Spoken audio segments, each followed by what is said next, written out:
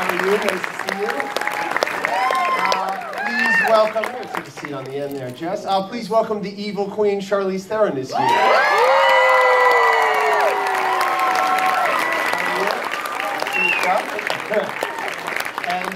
And give it up for the huntsman, Chris Hemsworth.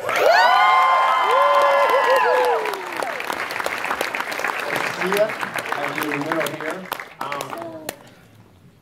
All right, guys. You, Chris and Charlize. Charlize, this might be the first time you've reprised a role. Is this the first time you're playing somebody for a second time? And Chris, we've seen you obviously reprise. Well, I do it at home all the time, but on film, yes. What's it like to walk back into the world of the evil queen and to play the huntsman for a second time?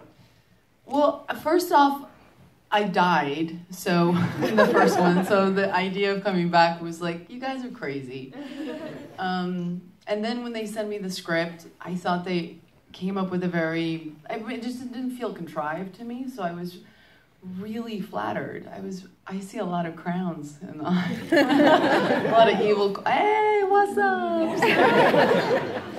I was just flattered. I was really, close your ears. I had a great time working with Chris on the first one, so coming back for the second one with these amazing girls and Emily Blunt was just like, it was the greatest job.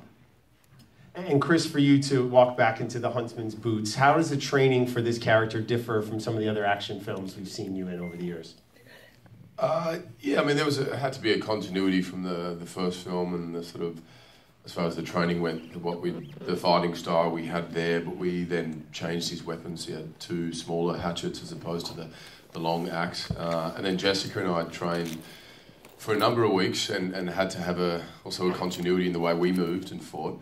But she had even more sort of flourishes and flips and twists, which were a little depressing when I'd look over. And at the ice wall fight scene, especially, I kept watching her fight, going, I need a somersault or something, you know, she's killing it. And she did all this in, 5-inch heels, which was even more impressive. It's so much fun, Jessica, to see you in a movie like this, because oftentimes you're in these independent films or these period dramas, and now here you are in a huge action movie, kicking ass the entire time. I see that smile brings to your face.